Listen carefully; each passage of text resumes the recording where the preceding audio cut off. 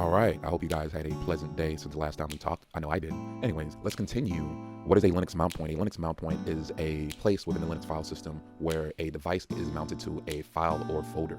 What can we use as a device for our mount points? Well, that can be any and everything. That includes hard drives, SSDs, network shares, Google Drive, basically anything that holds that can be used as a mount point. So the file system hierarchy standard defines that every Linux file system starts with one mount point, and that is root. That is the base mount point.